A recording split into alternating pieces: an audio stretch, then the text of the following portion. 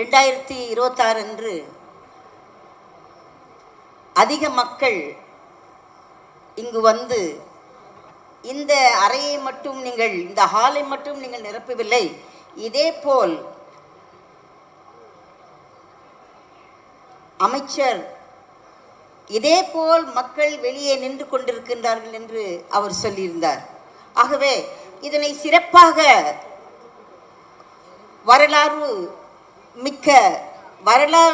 வரலாற்றின் சிறப்புமிக்க விழாவாக இதனை நீங்கள் கொண்டாடுவதில் நாங்கள் பெருமிதம் அடைகின்றோம், மகிழ்ச்சி அடைகின்றோம்.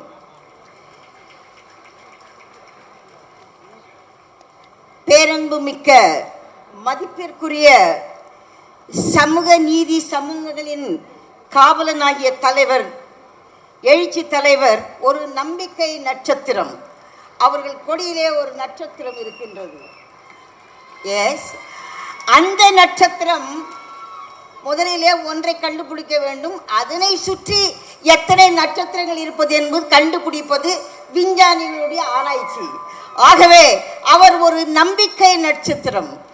அடிக்கப்பட்ட ஒடுக்கப்பட்ட மக்கள், நாங்கள் இனிமேல் இதனை ஏற்றுக்கொள்ள மாட்டோம், we will die, do or die, நாங்கள் எங்கள் விடுதலைக்காக நாங்கள் பாடுபடுவோம் என்று இத்தனை வருடங்களாக 1982ஆம் ஆண்டிலிருந்து அதற்கு முன்னதாக 1079ஆம் ஆண்டிலே தலித் பேந்தர்ஸ் இன் மகாராஷ்டிராவிலே அதிக சீரும் சிறப்புமாக தலித் பேந்தர் கட்சியை வளர்த்து வந்தார்கள். அதன் பிறகு 82ஆம் ஆண்டு தலித் பேந்தர் கட்சி இங்கு உருவாகியது. உருவான பிறகு மற்றும் மற்றும் மற்றும் கட்சி இயக்கத்திலிருந்து கட்சியாக மாறி இன்றைக்கு விசிகே இல்லை என்றால் ஆட்சியே இல்லை என்ற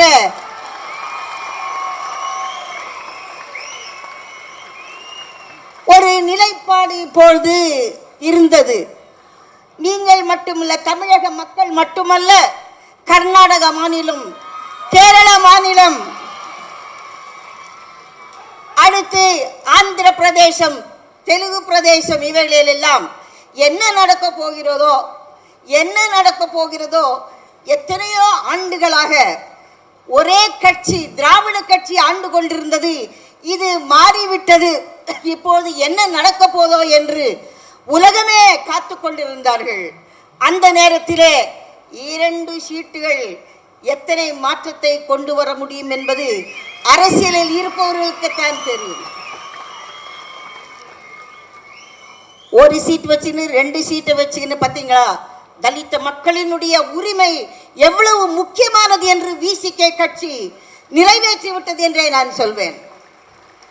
அடுத்த முறை சான்ஸ் கிடைச்சா இன்னும் 2 பெண்களை அனுப்புனா இன்னும் சந்தோஷமா இருக்கும். ரூத் மனோரமாவுக்கு நம்முடைய சமுதாயத்தில் சமத்துவம் என்று பேசும்போது உங்கள் தலைவரிடம் நான் அதிக பக்கத்தில் உட்கார்ந்து கொண்டு, அப்பா உங்க கட்சி என்ன பண்ணுங்கன்னா கொஞ்சம் பெண்கள் எல்லாம் சேர்த்துருங்க, அவங்களுக்கெல்லாம் பதவிகள் கொடுங்க என்று. இப்பொழுது பார்த்தால் உங்கள் மாநிலத்திலே அங்கங்கே பெண்கள் தலைமையை எடுத்துக்கொண்டிருக்கிறார்கள் என்று நான் நினைக்கும் போது அது அதிக கௌரவமாக இருக்கின்றது விசிகே கட்சிக்கு. ஆகவே அவரை பற்றி 2 வரிகள் சொல்ல வேண்டும் என்றால், அதிக நாட்களாக அவர் என்னுடைய தோழனாக, என்னுடன் பிறந்தாலும் பிறவாத ஒரு சகோதரனாக இருந்து வருகின்றார். எல்லாம் சொல்லுவான், உங்க கட்சியில அக்கான்னு சொன்னா ரூத் அக்கா தான் தெரியும் எல்லாருக்கும் அப்படின்னு சொல்லுவான். ஏப்பா அப்படியெல்லாம் சொல்லாதீங்கப்பா, அப்படியெல்லாம் இல்லைப்பா, ஒரு பெரிய தலைவர்ப்பா அப்படின்னு நான் சொல்லுவேன். ஏன் என்று சொல்கிறேன் என்றால், இன்றைக்கு இந்திய நாட்டிலே பல தலைவர்கள் பிறந்தார்கள், ஆட்சிக்கு வந்தார்கள். இன்றைக்கு எல்லாரையும் அமைதியாக்கி விட்டார்கள். ஆனால் சிறுத்தைகளின் குரலை அமைதியாக்க முடியவில்லை இன்றைக்கு ஒன்றிய கட்சி. The union government could not silence VCK. The other parties have to bargain with them. That is what happened. ஆகவே அவர் மட்டுமல்ல, என்னுடைய மற்ற சகோதரர்கள், நாடாளுமன்ற உறுப்பினர் ரவிக்குமார், கட்சியின் பொதுச் செயலாளர் மேனாள் சட்டமன்ற உறுப்பினர் சிந்தனை செல்வன், கட்சியின் பொருளாளர் மேனாட்டு சட்டசபை உறுப்பினர் எஸ் பாலாஜி, மேனாள் சட்டமன்ற உறுப்பினர் ஷா நவாஸ், காட்டுமன்னர் கோயில் சட்டமன்ற உறுப்பினர் ஜோதிமணி அவர்களே, வரவேற்புரை ஆற்றிய மாண்புமிகு சமூக நீதி துறை அமைச்சர் பன்னி அரசு அவர்களே, செய்தி தொடர்பாளர் பாவலன் அவர்களே, கட்சியின் துணை பொதுச் செயலாளர் எழில் கேரல் என்னுடைய சகோதரியே, மற்றும் அனைத்து விசிகே கட்சிகளின் சகோதரர்கள் சகோதரிகள் என்னுடைய வாழ்த்துக்கள். அவர் கூறிய விதமாக முன்னால் பேசிய என்னுடைய சகோதரன் இன்றைக்கு ஒரு அமைச்சர் மட்டும்தான் இருக்கிறார். அடுத்த எலெக்ஷன்ல ஒரு நாட்டையே பிடிக்க வேண்டிய, தமிழ்நாட்டையே பிடிக்க ஒரு வாய்ப்புகள் இருக்கின்றது. எனக்கு கன்னடாவும் தமிழும் மாற்றி மாற்றி பேசியதனால் பயம் வந்து விட்டது. ஐயோ, தமிழ்ல பேசினா பெரிய சான்றோர்கள், ஆன்றோர்கள், பெரியவர்கள் எல்லாம் வல்லுநர்கள் தமிழ்நாட்டிலே இருக்கின்றார்கள். நான் என்ன செய்வேன் என்று ಸ್ವಲ್ಪ பேப்பர்லாம் எழுதியிருக்கிறேன். இதை படித்தா 10 நிமிஷத்தில் வாசிச்சிடலாம். சரி, என்னை அயோத்திதாசர் ஆதவன் என்னும் சிறப்பு விருதை வழங்கிய உங்கள் அனைவருக்கும் நன்றி.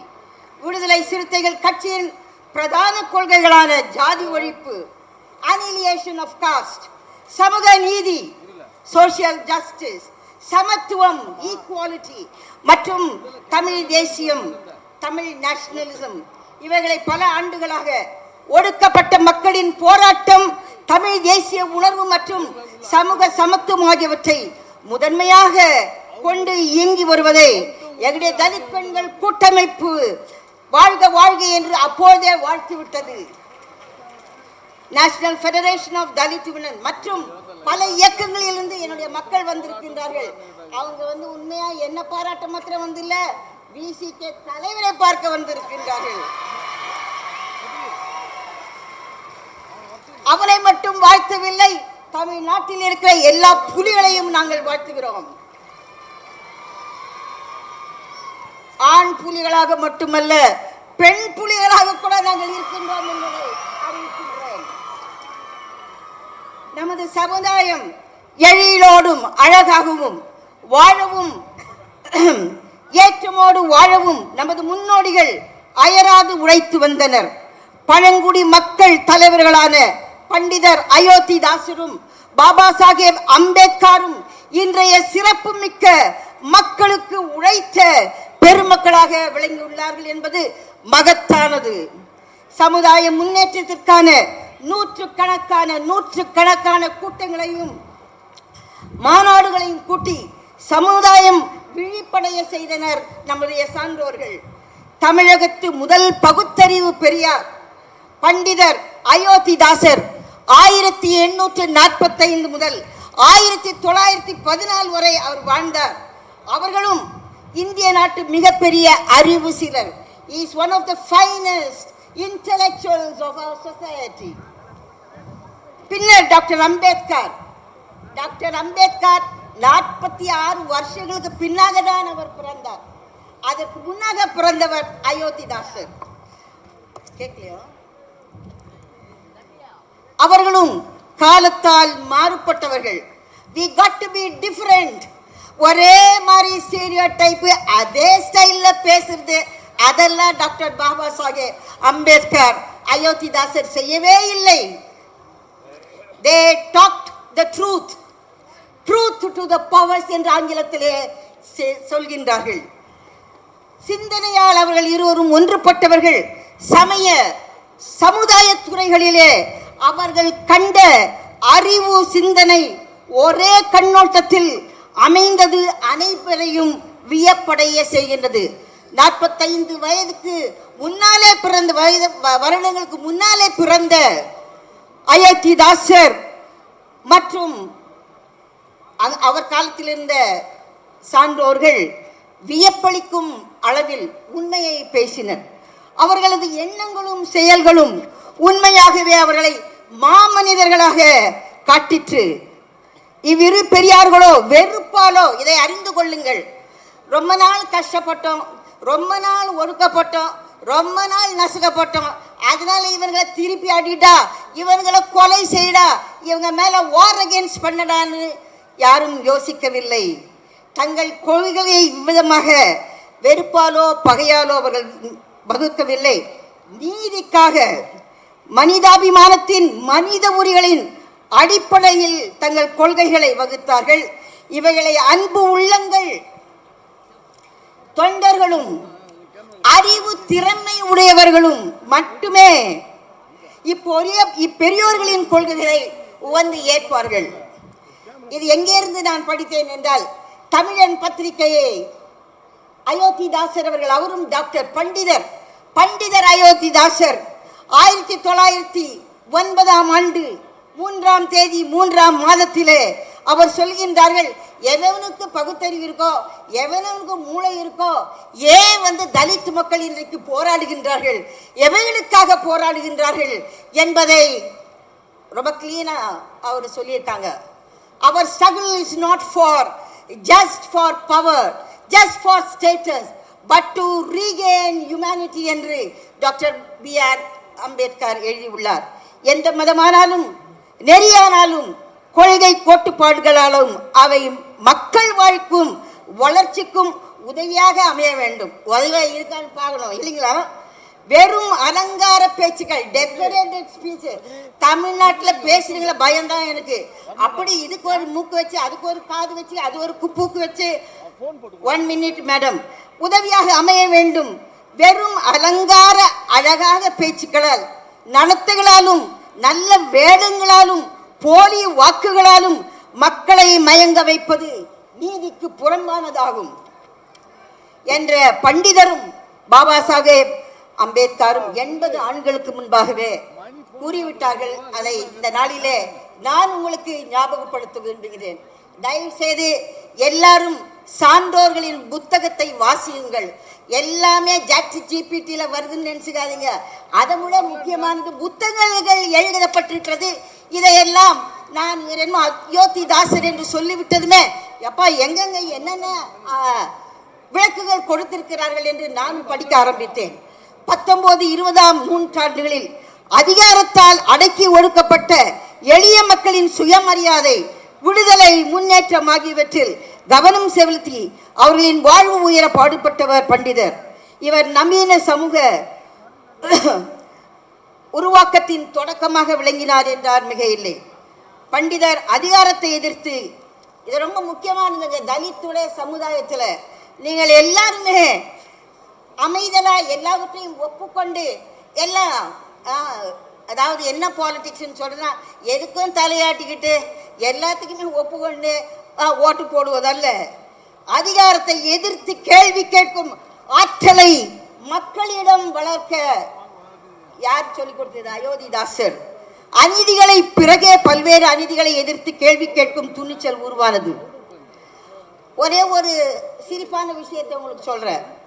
அங்கே டைம் ஆயிடுச்சு, நாங்கள் இங்கே இருக்கிற ஆம்பளைங்கெல்லாம் பயங்கரமாக பேசிக்கிட்டு இருக்காங்க, இந்த அக்கா எப்படா முடிப்பாங்கன்னு சொல்லிட்டு.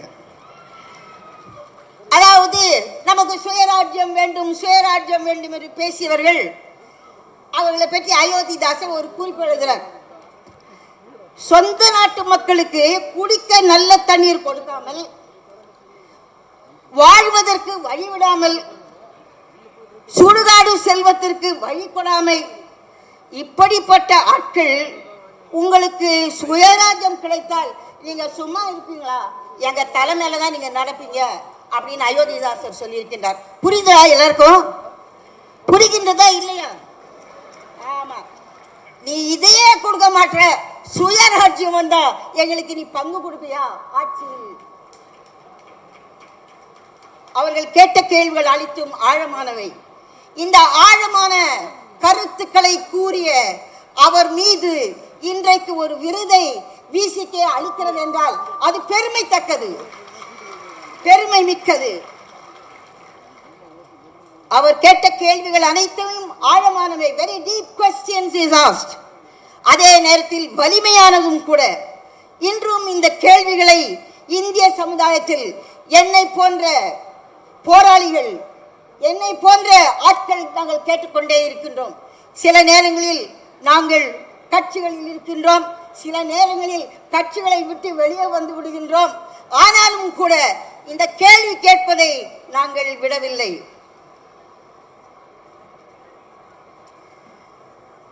நம்மை போன்ற சமுதாயம் சோத்துக்கு மாத்திரம் வழி பார்த்துக்கிட்டு இருந்த முடியாது.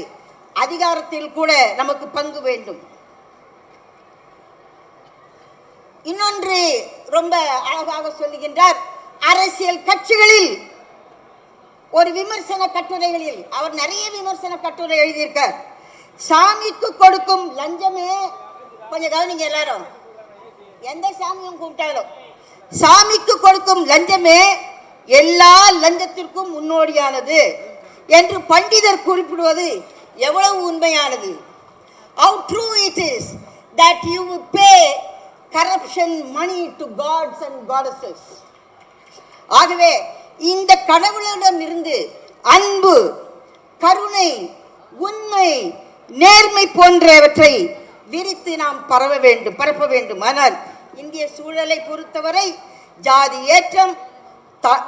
ஏற்றத்தாழ்வு, லஞ்ச அடக்குமுறை உள்ளிட்டவை சாமியை மையமாக வைத்தே இன்றைக்கு பெருகி நம்முடைய நாட்டை ஒரு சீர்கெட்ட நாட்டாக மாற்றிவிட்டது.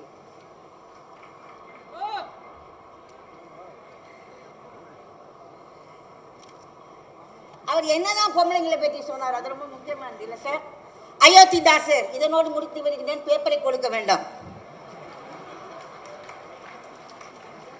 நான் ஈரான் நாட்டிலே போய் அவர் மௌதிபாய் என்ன சொன்னார், மனோரமா நீங்கள் நிறுத்துங்கள், பேசியது போதும் என்று சொன்னார். அங்கே வந்து நாங்கள் எல்லாம் தலையை இப்படி மூடிக்கிட்டு, நான் ஹென்றி எல்லாம் போயிருக்கோம், இப்படி தான் பேசுகிறோம். அவரிடம் கேட்டுக்கொண்டேன், சார் நாங்கள் தலித் மக்கள் எங்களுடைய பிரச்சனைகளை பேச நாங்கள் வந்திருக்கின்றோம், நீ கொடுக்குற 2 நிமிஷத்தில் எங்களை பற்றி பேச முடியாது, இன்னும் 5 நிமிஷங்கள் கொடு என்று அவரை கேட்டேன். அவர் ஈரான் நாட்டின் பெரிய தலைவர், அதிபர். கிராண்டட் என்று சொன்னார். என்ன சொன்னார்? கிராண்டட். இங்கே இருக்கிறவங்களாம் கொடுக்குறாங்களோ இல்லையோ. ஆகவே what is the position of women? Ayothidasar அவருடைய சிந்தனைகளையே தனியாக பரப்பியிருக்கின்றார்கள். தயவு செய்து புஸ்தகம் வாங்கி படிங்க.